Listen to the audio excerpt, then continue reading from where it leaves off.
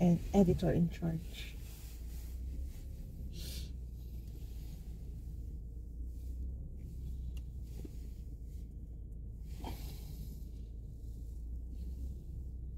Alright agad. Good afternoon mga boss.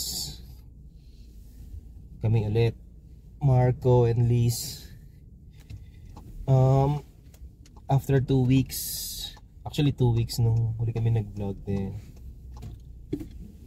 Medyo busy, maraming nangyari. Busy sa work. Sa buhay-buhay. Then ngayon Sunday, dalawa lang kami, punta kami ng mag-grocery. Sa Asian store dito sa Windsor, malapit lang.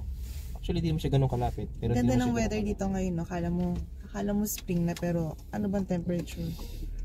3 degrees. 3 degrees. Yeah, it's 3 degrees. Yeah. Pero, ganda. yeah, it's 5:22. Punta lang kami ng mag-grocery. Then, yun. While on the road, samahan nyo kami. Kwentuhan lang tayo. Kasi wala rin kami maisip na topic eh. Actually, marami. Pwede naman mag-vlog kaso wala naman isip na topic. And, yun. Ngayon, for today, Sorry ka. pag-usapan natin yung struggles. Sorry, kagigising ko lang kasi. Hindi naman struggles. Kung ano yung mga experiences namin. Challenges for a family of 4. From papunta pa lang dito, application. And kung ano na kami ngayon after 2 years. Kung kamusta ba after 2 years ba, may pinagbago ba? Dumating kami dito 2021, Yeah. September. Still kasagsagan siya ng pandemic. So yung sa application natin, ano ba naging struggle natin nun? So struggle kasi DIY. Struggle in the sense na ikaw talaga lahat magre-research eh. So, ang para kami kasi naging routine na namin noon, para pampatulog natin sa gabi. Ano tayo ng mga YouTube vlogs. Nung mga iba ring mga nagpunta dito sa Canada as DIY. Plus, research dun sa mga Facebook group. Bali, yun talaga yung naging resource namin. Tapos, yun, matyaga kami magtanong. And, ang dami rin namang matyagang sumagot. So, hanggang sa nakamap namin yung plan namin, DIY, bali ang ginawa namin, SP and OWP muna. SP, student permit, and open work permit. Oo, bali yun muna yung nilodge namin, bago yung mga bata. Nilodge meaning in-apply. Oo. So, nung na-receive namin yung approval namin dalawa, parang after a week, pinrocess na namin kaagad yung application ng mga bata. No, bali, nag-apply, start i-detail natin. Nag-start kami mag-apply December of 2020. Yeah, December of 2020. Upfront medical Pa yung ginawa namin.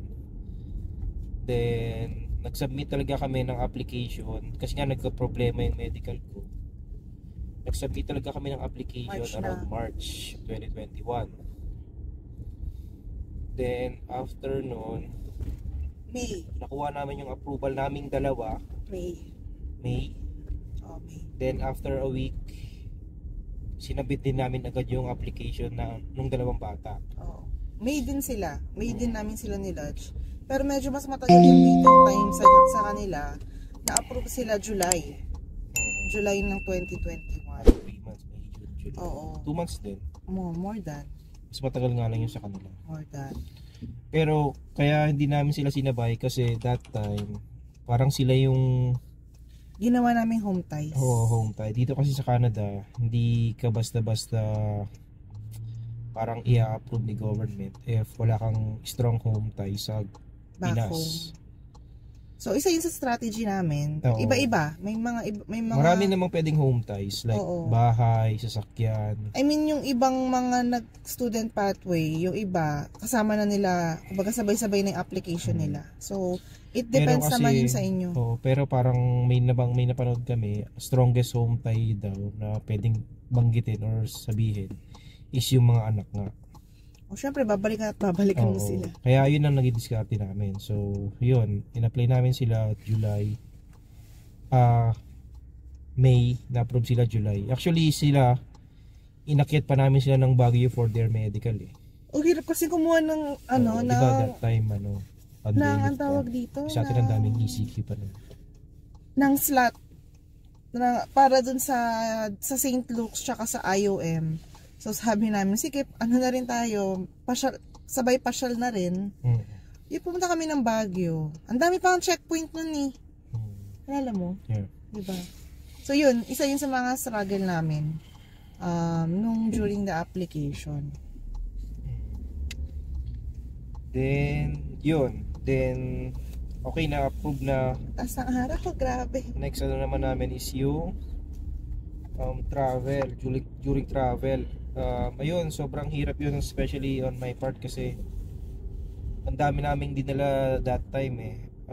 Wala nang uwian ng Pinas. Kasi yun nga, minaximize namin yung allowable na gamit baggage na pwedeng namin. dalhin. Kasi di ba sa Air Canada ata is 260, ano ba? 2 na 60 kilogram ba? Parang ganun. Or 2 na baggage ang pwede sa isang tao. Oo. So dinala namin Parang 23 kilo ang isa. Since 4 kami. So ano yun?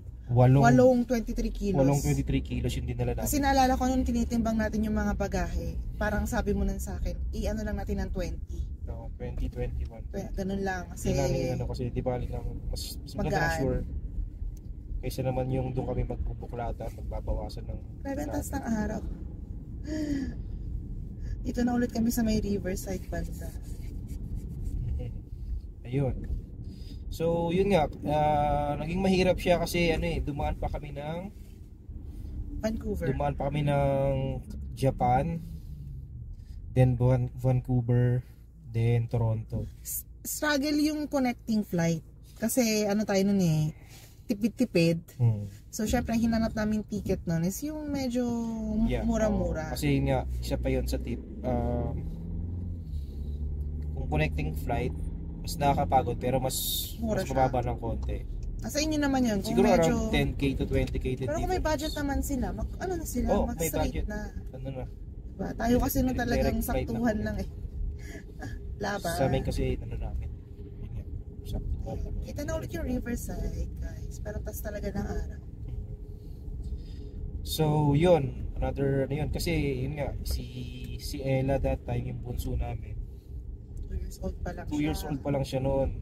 Although naglalakad na siya noon, pero syempre, mabilis siyang mapagod. Papabuhat din. Wala tayong stroller nun eh. Kasi dami na rin dala eh. Tsaka hindi rin sanay si Ella sa stroller. Hindi siya obra. So ano talaga, buhatan portion. So dami kong dala, dami kong bag na bukod sa 8 baggages namin, meron din kaming parang shoulder bag na dala. Hand carry pala, sorry. Tapos syempre, pag magkapabuhat yung isa, kailangan mong buhatin. Ayun, sobrang hirap nun pero okay naman na ano naman. Siguro na lang namin. Dinarit na lang namin as parang pasyal na rin kasi nga charge to experience. Kasi first travel namin abroad as a family. Yeah. Nakasama si Ella. Although nakapag-travel na rin naman tayo locally, pero si ate lang nun that time eh. Parang adventure na rin kasi. Kaya maganda naman kasi marami na maganda experience pero nakakapagod, guys.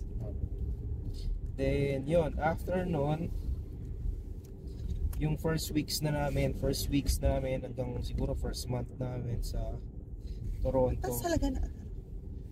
Ayun, sobrang hirap din nun kasi buti na lang by that time before kami pumunta, may na-secure na kaming apartment. Oo, kaya Pinoy din siya, Pinoy din.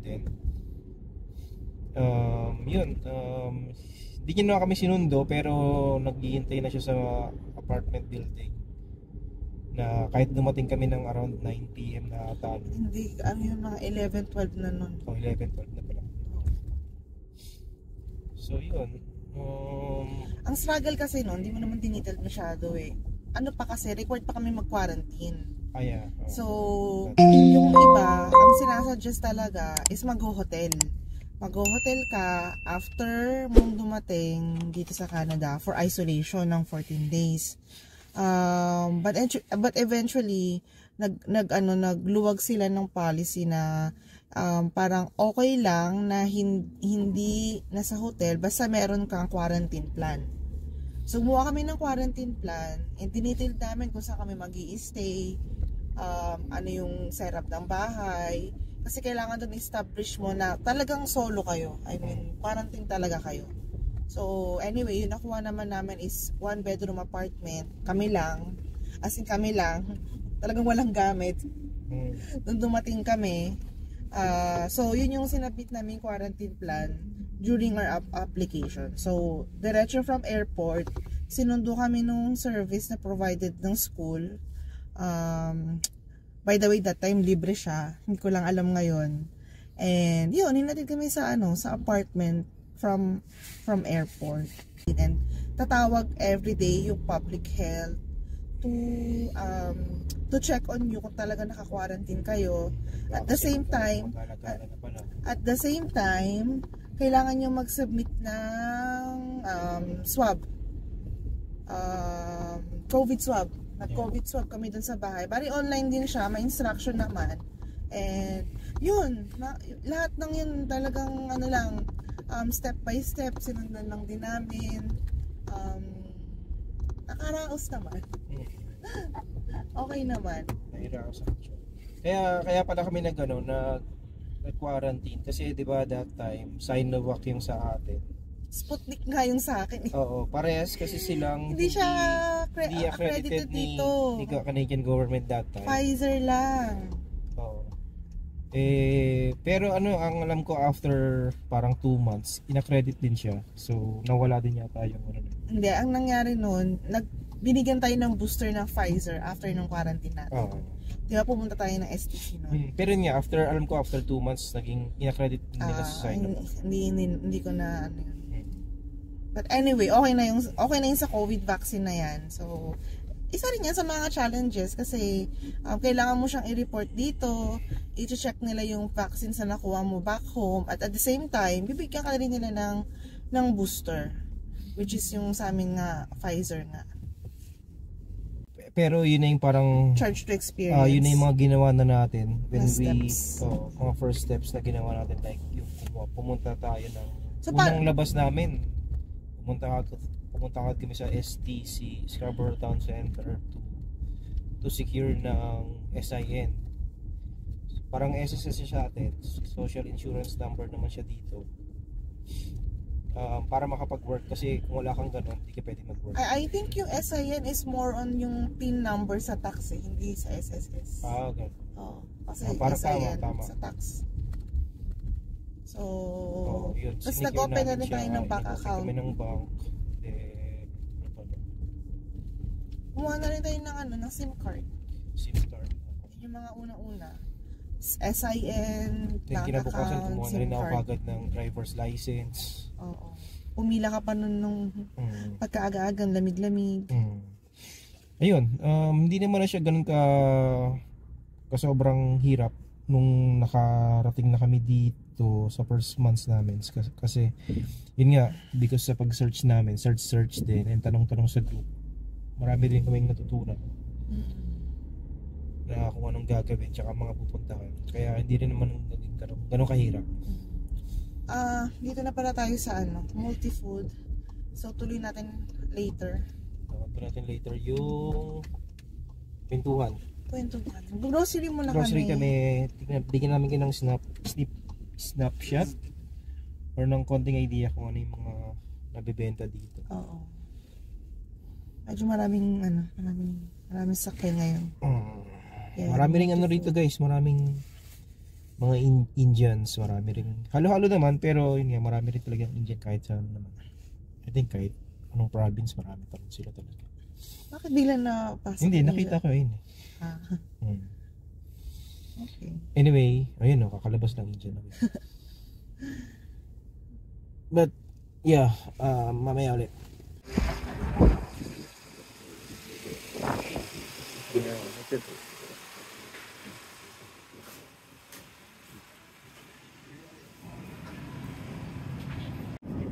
We have red pepper. Sitaw. Bakit sita?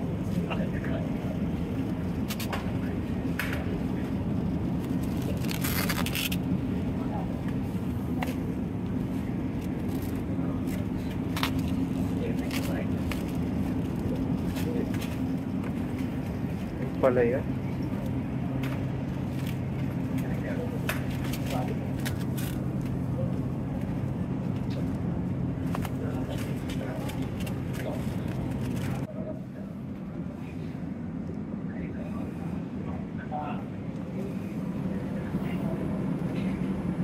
Mura.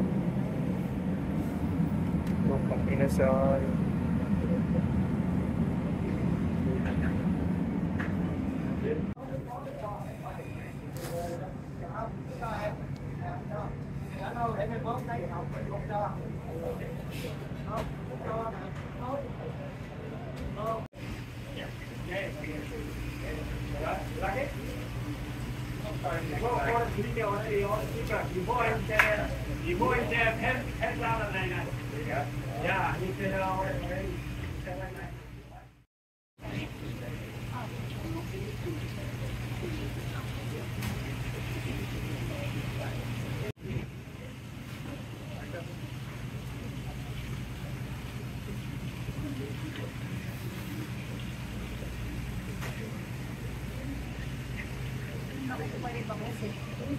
Hmm?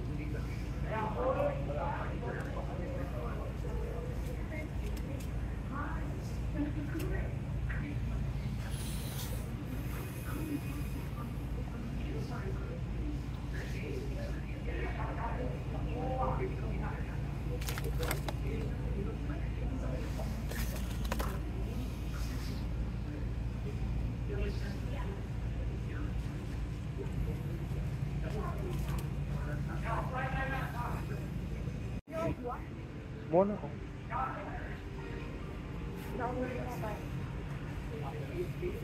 Dalawang klase pala yung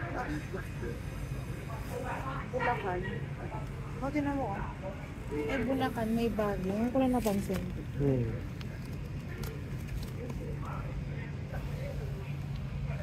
Bulacan. Dati meron din yung ano eh, parang Ilocos ano. Ilocos na ano. Favorite niya ate.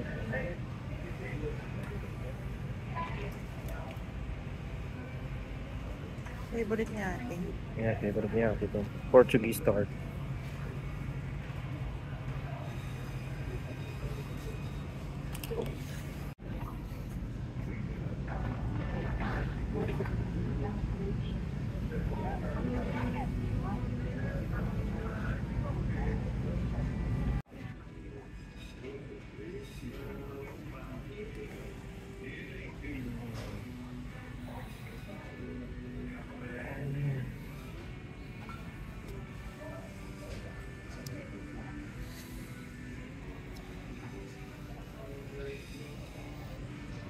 Parang sarap pag-aris dun.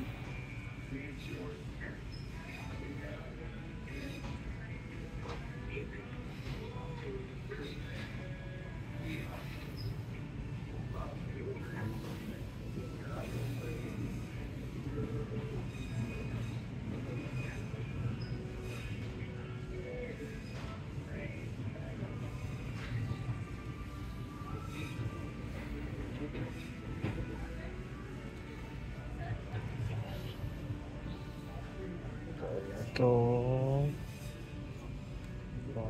Saging con hielo.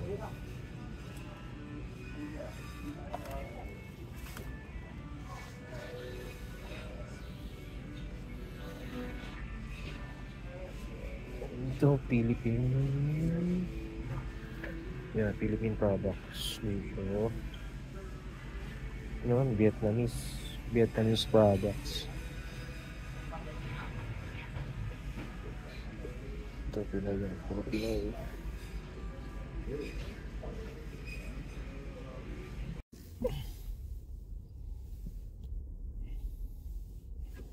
Parang dilim na.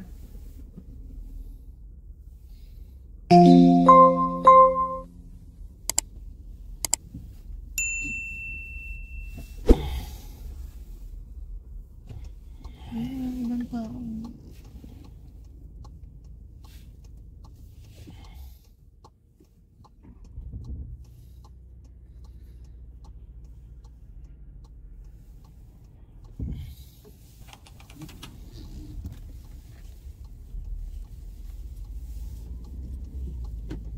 Alright, so we're back na mga boss. 1 hour, almost 1 hour lang na week lang na grocery. Yan na lang yung mga kulang. And yeah, back to our topic. Yun nga yung family of 4. Ayun, may dadaan lang muna ng ambulance. Ayun, family of 4 struggles namin, experiences namin dito sa Canada. So, yun, saan na ba tayo? Saan na tayo kanina? After first week sa Canada, sa Toronto. Then, ano pa? Then yun, tapos na kami sa first weeks. Yeah, nasikaso lang namin yung mga kailangan, mga importanteng documentation na kailangan para sa makapagtrabaho na, and sa schooling niya rin. Sinecure lang namin yon. Then yun, yung mas mahirap na experience yung during after yung ma-secure na namin, yung finding work na, tapos yung nag-start siya ng school. Ano ba yung mga naging natin nun? Sobrang hirap na dapat daanan. Siguro, syempre, kailangan mo na maghanap ng trabaho. Oh, then, i-consider mo yung schedule na dapat may maiiwan pa rin sa mga bata. Oo, we're lang parang swerte lang kami that time na yun yung magandang ng pandemic yung school niya kasi, yung schedule ng school niya, sa school niya is fully online that time. Kaya hindi parang nag-stay lang siya. Nag-stay lang siya sa bahay. Yun nga, para alagaan yung mga bata and to assist na rin sa kanila while doing her online classes nga. So ako, nakapag-work ako noon ng full time Na ang schedule ko that time is 7 a.m. 7 a.m. to... Ay, yun yung sa Brampton? Yeah, unang work ko. Actually, unang work ko, pinaka-unang job ko is parang sales engineer siya. Pero nag-resign din ako agad kasi for some reasons, nag-resign din ako agad doon. Parang 1 week lang tinagal ko doon. Lumipat ako sa property management din. Yun yung naging unang trabaho ko talagang officially na inabot ako ng I think 3 months doon bago ko nag-move sa isa kong job na nagpa-PR sa amin. Ayun, sobrang hirap. Kita yung US oh. Oh yan, US na yan. Ganda. And Detroit. Actually, that time, on our first 3 months, hindi ganun kahirap yung scheduling Kasi walang work. Hindi siya nag-work Hindi siya nag-work talagang fully online and ano lang siya, sa bahay lang siya. Tsaka sa mga bata. Kasi nga syempre, nag-ano pa kami, kumbaga, nag-a-adjust Tsaka si pa. Ella kasi, 2 years old lang siya nun Yeah. Tapos, kumbaga, hindi pa namin na-explore yung option na i-daycare siya. Unang-unang bata niya, pangalawa, mahal. Mahal yung daycare. So, mas practical for us na since yun, may school din ako, pagsabayin ko na lang yung school tsaka yung pagbabantay sa kanya. Tsaka at the same time, adjusting stage pa kasi kami talaga dun. Marami pa kaming parang kinakabisado and alalay lang. Yeah, alalay lang muna yung matindihan. Although ako matindihan yung work ko noon dahil 7 a.m. to 5 p.m. Although hindi naman ganun katindi yung oras, pero matindi yung trabaho that time. Kasi lagari ako noon parang... Mapasok ka rin ng weekend noon no? Oo, pinapapasok din ako ng boss ko noon ng weekend. Kaya hindi rin ako makahanap ng work kasi ang pangit ng schedule niya Halos lahat ng time kakainin para sa schedule niya. Ang hirap laruin nung availability ko versus dun sa pag nakauwi na siya, which is most likely talagang gabi na lang. Hindi kasi okay yung boss ko noon. Okay siya in terms of maano siya magbigay ng oras kasi big time mayaman talaga siya. Anong magbigay ng oras? Anong tawag dito? Parang maluwag siya magbigay ng oras, magpa-OT. Kung pumasok ka, walang problema kung ganung oras gusto mo, basta matapos yung trabaho, parang gano'n. Maano siya, ang problema lang, hindi mo maiplano yung mga gagawin nyo na weekend. Kasi nga, kung kailan niya mga isip na pasok ka ng Sabado, pasok ka ng weekend, even Sunday, pasok ka. Actually, even nga yung birthday ko nun, pinapasok niya pa rin ako That was December.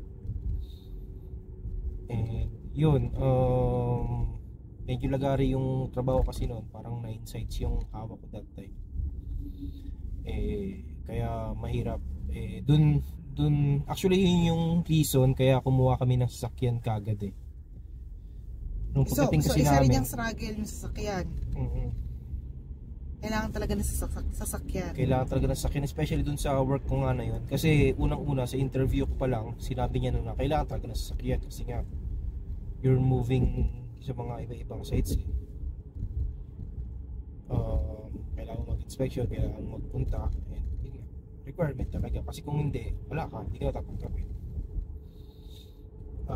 Ayun, kaya ayun yung nagpahirap sa amin sa scheduling sa akin pa lang. Pero after nung lumipat na ako, naging parang January 2022, lumipat na ako ng work, nag-resign ako sa kanya kasi parang hindi niya nare-reimburse yung mga gasolina, and parang unfair na on my part kasi syempre gamit na gamit yung sakyan, pagod, although bayad naman sa oras, pero yung sakyan kasi naluluma hindi naman brand new yung kinuha namin na sasakyan that time. Lumabas yung mga sira ng sasakyan kasi syempre snow, ulan, init, lamig, ginagamit lang yung sasakyan. So Hindi nasira. And yun, come January 2022, lumipat na ako ng bagong work. Parang doon nag-start na siyang maghanap ng jobs. Oo. First day ng work ko, December 31 eh. Oh, Wala kang work nun. Kanino yun, Kay? Ano yun? Yung nagva-vaccine kami. Oh. Kasi di ba kasagsagan pa ng COVID noon. Tapos yung nakuha kong job, paano siya, parang kung nurse ka back home or may nursing background ka, pwede kang mag-work as yung nga nagbibigay ng COVID vaccine dito sa Canada, especially dun sa airport. And yung mga tsaka nagsuswab din kami. Yun yung unang work ko. So nag-work lang ako every day off niya, which is 12 hours per day. And ano pa kasi noon, may limit pa yung yung working hours ng mga international students. So nakaka-work lang ako twice a week during off niya, which is na-workout namin siya for some time. Diyan na nag-start yung struggle namin sa scheduling. Kasi kailangan yung magiging work ko iswak sa magiging work niya rin na part-time. At the same time, parang by that time na January 2022 or pumasok ko yung 2022, parang napag-isipan namin na baka kailangan ng i-daycare yung maliit para ayun nga, mas makapag-work din siya. So anyway, ang tagal ng setup namin na hindi kami nagkikita pag weekend. Hindi man nagkikita, wala kaming parang weekend. Kasi Monday to Friday siya, Saturday, Sunday naman yung work ko. So parang 3 months, 4 months din ako, 3 months din ako dun sa una kong work, yung kami nagko-COVID vaccine kami, tsaka nagsuswab kami sa airport. Pero nagluwag yung policy ng Canada na na parang hindi na mandatory yung COVID swab, parang na lang siya, random na lang siya. So kumonti na rin yung mga shift na available that time. So yun, nag-decide ako maghanap ng ibang work. Swerte naman, nakahanap din through Facebook page. May mga page kasi ng mga you can search ng mga jobs. So yun, nakapasok ako as a personal support worker sa isang patient na marami siyang mga sakit. So yun, pupunta ako sa bahay nila every Saturday and Sunday. 10 to 12 hours a day. So for almost a year, ganun kami. Wala kaming weekend. Mahirap. Then by 2023, nakahanap siya yung before graduation niya ata nun, nakahanap siya ng maayos-ayos na work. Full-time job. Ano lang yun, sa tapat ng apartment namin sa long-term care. Ako doon, coordinator ako. Super flexible niya. Basta mo yung 8 hours, okay sa kanila. So, pumapasok ako 9, umuwi ako ng 5. Ihatid ko muna yung mga bata sa school and yung bunso namin sa daycare. So by that time, before 9, yan, nasa work na ako. Tapos siya naman yung magsusundo. Talagang inayos yung, parang nagtugma yung schedule namin. Na-workout. Flexible din yung schedule mo, di ba? Okay kasi yung schedule ko that time. Although may oras talaga, pero hira naman. Kasi yung boss ko, kumbaga kausapin ko lang, sabihan ko na maaga akong okay naman, kasi on call naman din ako eh. Kumbaga kahit anong oras, masagot naman ako ng tawag or text or call or email. So wala namang problema sa kanila, kaya parang naging flexible na rin. So ayun, yun yung mga magiging sobrang hirap na mapagdadaanan nyo if you have kids na isasama nyo papunta dito. Sa scheduling, sobrang hirap. Kasi dito bawal iwan ng mga bata naman sa bahay. So lari kami mapag-iiwanan. Kami lang talaga. Oo. Kaya, yun, na-survive naman. Na-survive naman namin yung 2 years. And in February, we're 2 years and 4 months na. Oh, something like September, October, November, December, January, February. 5 months. 5 months. We're 2 years and 5 months na ngayon sa Canada. 2.5. Ayun, okay naman na lahat. Nag-move kami from Toronto to Windsor last August last year. Before kami, parang 1 year and 11 months, nag-move kami papunta rito. And yeah, nakahanap naman na siya ng new job niya sa hospital as nurse. Nakahanap din naman ako agad ng work ko dito as supervisor sa isang farm manufacturing or farm company. Although nag-resign ako, lumipat ako ngayon, may bagong work na naman ako. Pero siya still sa hospital pa rin. But yun, so far okay naman na siya after 2 years. Malagpasan lang talaga yung 2 years. Mahirap kasi yun kasing mahirap. Yung kasi yung time na mahirap eh. Mahirap kasi pagsabayin yung yung school, yung mga bata, syempre yung sa bahay. Tapos may part-time job pa ako. So ayun, mahirap. Ngayon medyo na lang, at least ngayon nabawas na yung school. Tapos focus na lang sa work, and then yung mga bata naman same school lang, same schedule lang. So mas madali yung paghahatid sundo. Unlike before, kailangan kong mag-commute ng mga 30 minutes para lang ihatid yung bunso sa daycare. Tapos yung panganay, maghahatid ko rin sa school. Isa lang yung sasakyan namin na hindi siya yung gumagamit. So commute talaga kami, rain or shine, rain or snow or whatever. Yun yung mahirap. Pero yun nga, right now, kasama na namin yung tita ko. Nandito na siya para parang bantayan din yung mga bata if kakailangan namin pumasok. So, yun, naka-tourist busy siya right now. And, yun, may mga struggles din, syempre. Naninibago rin yung katawan niya. Medyo nahihirapan din. Pero, ayun, siguro ang lesson lang dito is mahirap talaga. Mahirap kung sa mahirap nakasama yung mga bata. Pero ano ba mas pipiliin nyo? Mahirap na hindi na magkakasama kayo pero na workout naman tulad ng ginawa namin, or mahirap na hindi nyo kasama yung mga bata, diba? So iba-iba kasi parang mas mahirap for me mas mahirap na hindi ko kasama yung mga bata. Parang syempre kahit sabi mong nahihirapan ka, at the end of the day pag nakita mo ng mga anak mo, mawala pa rin yung pagod mo. Although minsan ma-high blood ka sa mga bata, pero kaysa naman di mo sila kasama, di ba? Pero syempre kanya-kanyang kanya-kanyang diskarte din yan. Kasi may mga rin naman may mga success stories din naman na nauna yung parents, student, sumunod yung OWP, or sumunod na lang yung mga bata ng PR meron din student lang, tapos sumunod lahat yung yung family. Iba-iba. So kung ano yung tingin yung mas mag-work sa marami kasing factors lalo kung sa financial kasi malaking factor siya na kailangan i-consider. Kasi imagine niyo kung for example hindi namin kasama yung mga bata, kahit anong work pwede namin work. Tulad nung may naka-work ako, yun nga, may dalawa rin silang anak na babae, dalawa. And yun nga, iniwan nila.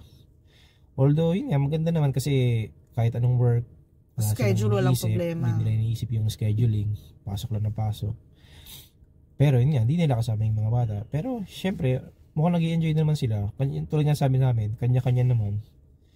May kanya-kanya tayong reasons kung iiwan natin or hindi natin iiwan, kung isasama natin or hindi natin isasama. Yeah, but at the end of the day, parang ang ko dyan, it's worth a try. It's worth a try, pero diba? At least try natin. Try namin, and thankfully di mo namin nasasabing nag-succeed kami, pero nakayanan naman namin, nag-workout naman on our part. Pero sa iba, siguro mag-workout din naman, talagang tiyagaan lang. Kasi kung di ka kasi decided, susuko ka kagad. Yun lang naman ang doon. Tulad ng ibang mga sumusuko nga na sabi mahirap daw. Yung iba nga actually kahit kahit single lang or walang anak, may hirapan daw. What more kung may kasama ka pang anak na marami kang i-consider talaga. Lalo yung mga maliliit pa. Bantayin. At yun nga. But anyway, so yun, nakauwi na kami. Tapos mag-grocery. Nakauwi na kami. Dito na kami sa bahay. Ganun lang kabilis yung travel. And yun, siguro antok pa rin ako. Wala kami maisip na topic. Suggest lang kayo ng topic kung anong gusto nyo pag-usapan para may ma-vlog kami. Kasi yun nga, pag wala kami naisip na topic, medyo wala kami maisip na topic. So hindi kami makapag-vlog. Anyway, hanggang dito na lang siguro for today. And yeah, see you on our next video. Bye! Bye!